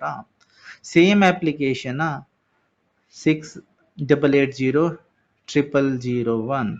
So we will be able to control the applications through these yarn commands. I think Swati was asking in some of the previous sessions, like how we will be able to control onto the jobs. If a job is hanged, or if we are not able to get the outcome, or the job has occupied all the resources and we don't want the execution, then what we need to do? So at that moment what we can do, we can kill that particular application, right? Swati, are you able to recall? That is not something, sir. I Okay, think he's down. I think she has left, huh? Mhm. Okay, so how to check the jobs, huh? So we are having what? We are having yarn command, huh? So yarn, and yarn is nothing but the cluster manager over here, yarn application and hyphen list, huh? So we will be able to list. If you want to kill the application, how to kill application? Then yarn application hyphen kill, and you just need to mention the application ID. And what is the application ID over here, this is the application ID, my friends.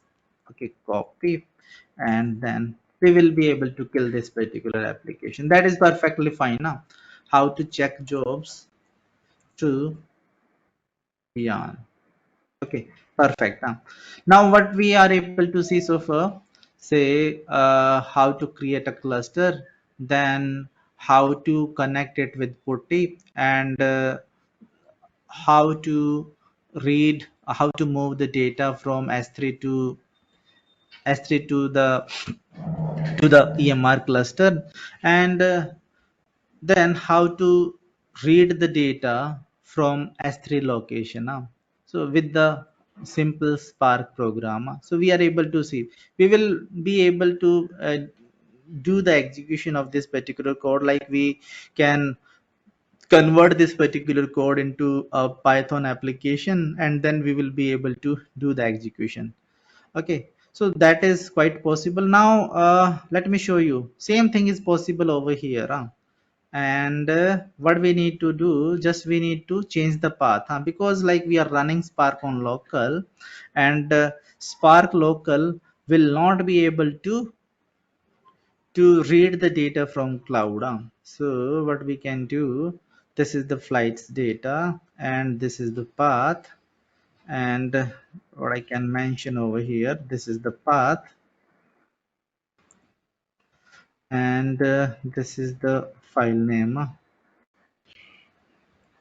quite small .csv. This is the path of that particular file, and rest of the code will remain same. We just need to change the path only. Okay, Control X and then Control V. Perfect. So what we are having over here, format wrap the things.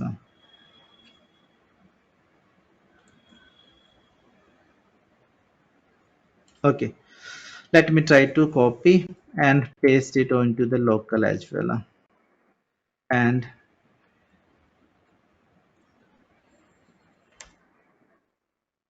copy,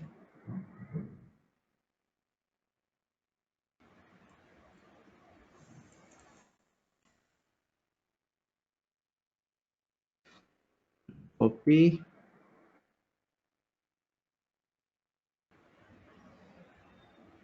What is the issue?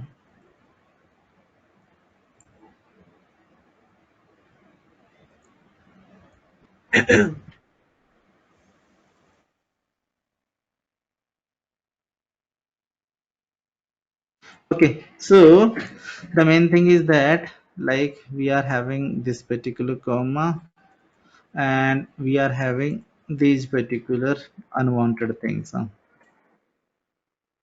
We just need to correct the path.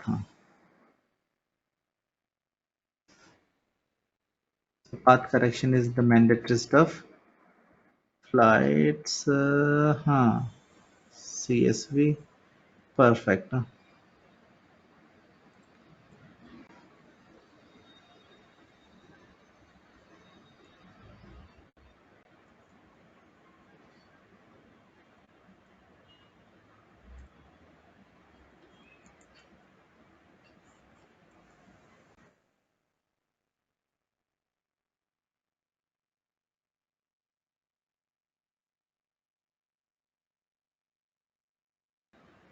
It is creating problem. Notepad plus plus. This is the master of all.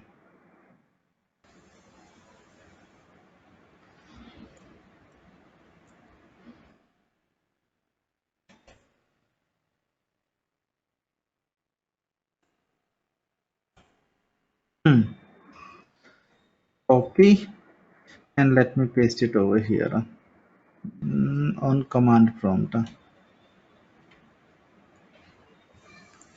So the data is being loading.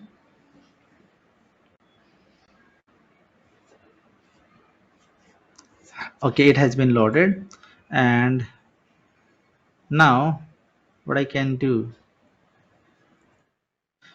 this particular test data frame dot show the command, and we are getting the same outcome. So what I want to say, like onto the command prompt we are able to get the outcome, but this is not the way in order to execute the code with EMR cluster. So how we are going to do the execution of the code?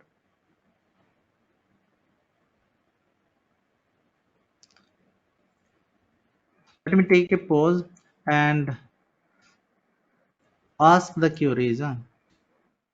So if you are having any doubt, any confusion, you can ask.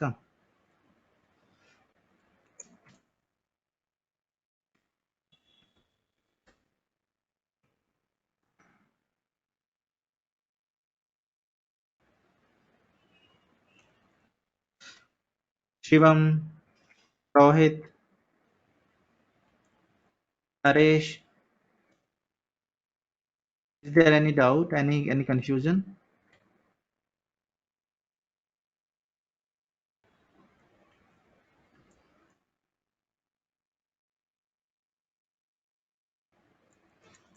But right now, not. Hmm. So Rahul as well. So friends, the main thing is that until unless you are not doing it by your hand, then things will not be clear. At this moment, you will feel like it's very simple, and just we need to click. I have done these particular thing thousands of time, like cluster creation and all. So these are my daily tasks.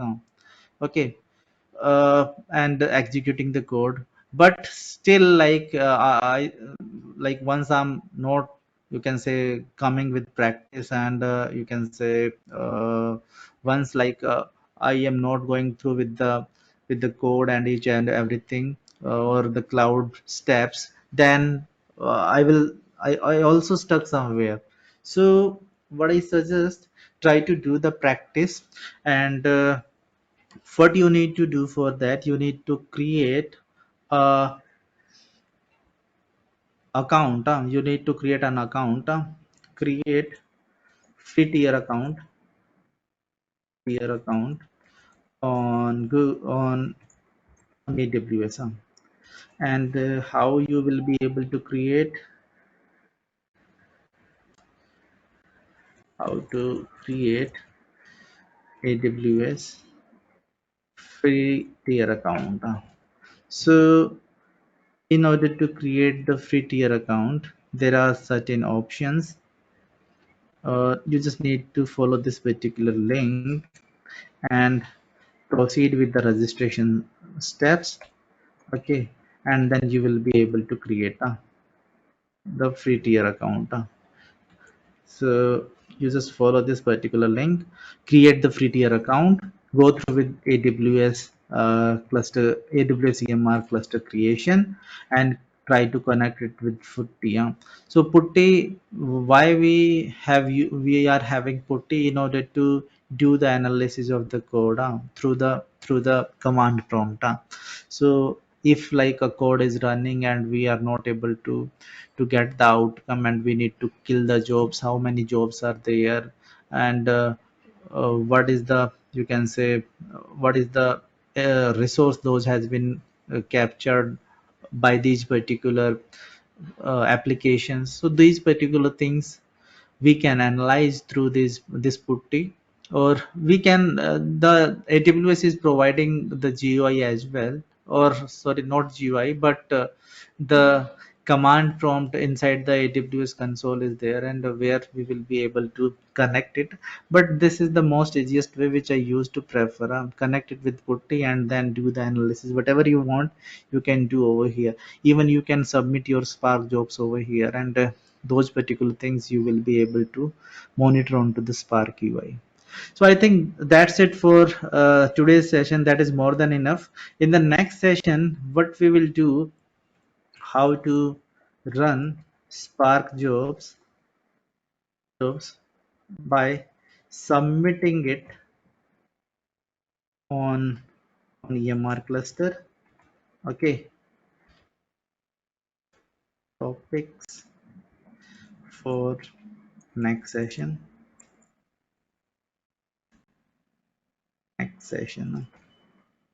How to run the Spark jobs by submitting it on EMR cluster. Then create EC2 machine and run some commands.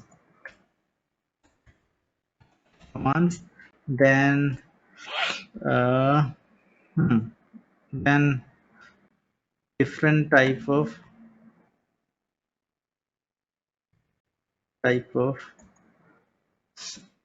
storage. So try to go through with these particular things what we have covered in today's session. Okay, and in the next session we will be covering these particular things. That will be, you can say, the interesting stuff. And slowly we will be deep dive into the world of cloud. So that's it for today's session. If you are having any doubt, you can ask, all of you.